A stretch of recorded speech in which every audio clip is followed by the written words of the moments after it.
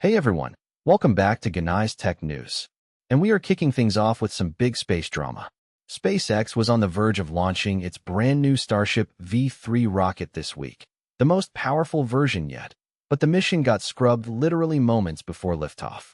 According to TechCrunch, the rocket had already been fully fueled, the countdown was ticking, and then, nothing. A ground system issue forced the team to call it off at the last second.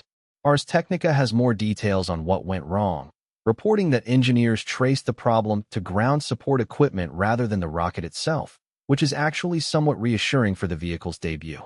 The good news? Both outlets are reporting that SpaceX could be ready to try again as soon as Friday evening.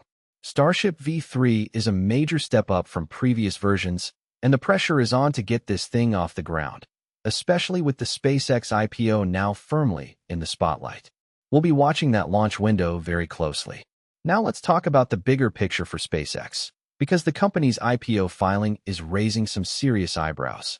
TechCrunch has done a deep dive into what this public offering actually means for ordinary investors, and the answer is not much compared to Elon Musk. According to TechCrunch's reporting, Musk is set to hold more than 50% of the voting power in the publicly traded SpaceX, a level of control that reporters are describing as, quote, monarchical, going far beyond what even other high-profile tech founders typically hold when their companies go public. And it's not just Musk benefiting. A separate TechCrunch investigation found that the other top shareholders in SpaceX all have deep, long-standing personal and professional ties to Musk himself. So while the IPO will generate enormous wealth, the vast majority of that windfall flows directly to Elon and his inner circle. It's a fascinating look at how power gets structured when one of the world's most valuable private companies finally opens its doors to the public on very specific terms. All right, switching gears. And honestly, this story has been a wild ride for Waymo this week. The self-driving robotaxi company is dealing with not one, but two major operational headaches at the same time. First, TechCrunch is reporting that Waymo has now suspended service in 4 cities, including Atlanta and San Antonio, after multiple vehicles were caught driving straight into flooded roads. Yes, you heard that right. The autonomous cars kept heading into floodwater even when conditions were clearly dangerous, and Waymo had to pull the plug on service while it figures out how to better detect and avoid those situations. But that's not all. A separate TechCrunch report reveals that Waymo has also halted freeway rides after its vehicles struggled to navigate construction zones safely. So between the floods and the construction chaos, Waymo is having a genuinely tough week. The company says it's actively working on solutions for both issues, but this is exactly the kind of real-world scenario that reminds us just how challenging it is to deploy autonomous vehicles at scale. Robotaxis are impressive technology, until the road starts throwing curveballs. Now for some gadget news that genuinely caught my attention. Anker has officially launched its new Soundcore Liberty 5 Pro earbuds, and they come packed with something brand new. As The Verge is reporting, these are the first earbuds to feature Anker's own custom, thus AI audio chip, which the company announced last month. The chip uses that AI processing power to dramatically boost noise reduction and, here's the part that's turning heads, to make your voice sound remarkably clear during phone calls, even in loud environments. The Verge's review is particularly glowing, with the reviewers saying these earbuds deliver the best call quality they've ever heard from wireless earbuds. Full stop. That's a bold claim. Soundcore has traditionally played in the budget to mid-range space, but with the Liberty 5 Pro and the top-tier Liberty 5 Pro Max, Anker is clearly gunning for the premium market dominated by the likes of Sony and Apple. If the thus chip delivers on its promises, this could be a serious shakeup in the earbud world. Definitely one to watch if you spend a lot of time on calls. Here's a story that music fans across the country have been waiting years for. As The Verge is reporting, more than 30 U.S. states have formally asked a federal judge to order the breakup of Live Nation and its subsidiary Ticketmaster. This is massive. The states are asking Judge Arun Subramanian to force a sale of the ticketing giant and require Live Nation to also divest what the filing describes as a sufficient number of large amphitheaters.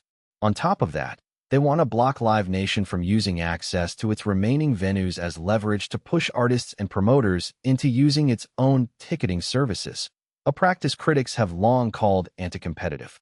If the judge agrees, This would be one of the most significant antitrust breakups in the modern entertainment industry.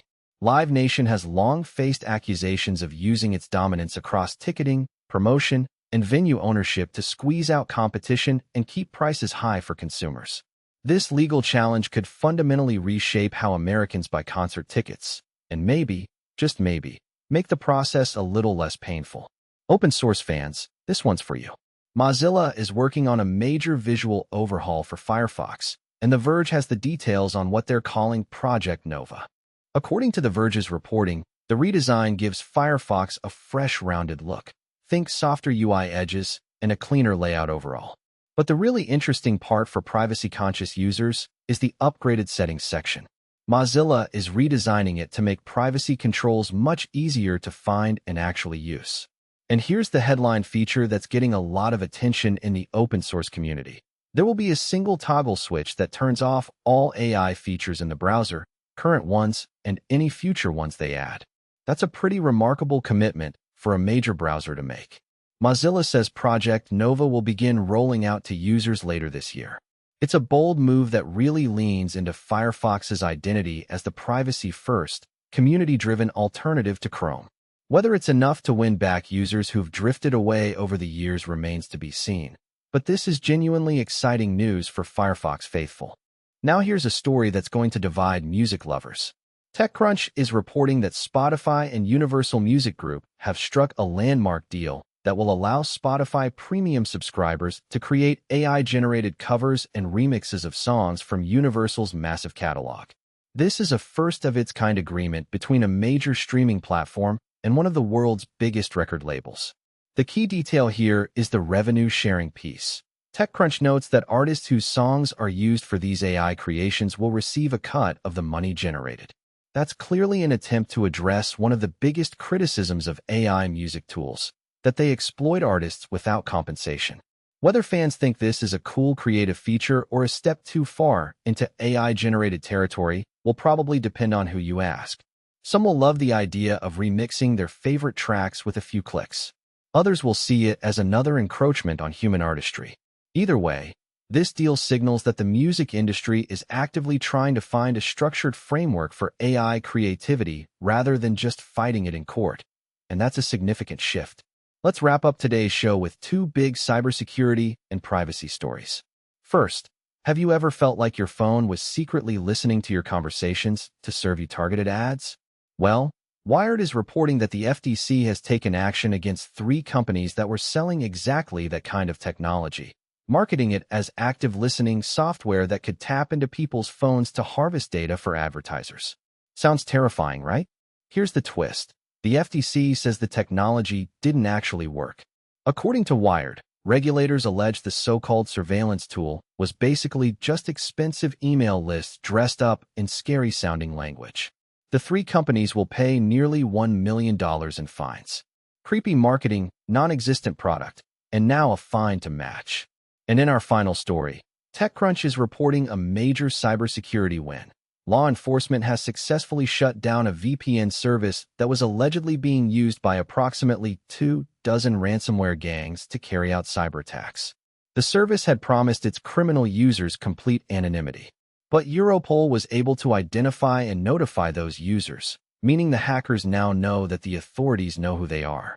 That is a significant psychological and operational blow to ransomware operations worldwide. Great work by the international law enforcement community on that one. And that's a wrap for today's episode of Genai Tech News. We covered everything from rocket scrubs to robotaxi floods, AI earbuds to antitrust battles, and everything in between. If you found today's show valuable, please hit that like button and subscribe so you never miss an episode. I'll see you in the next one.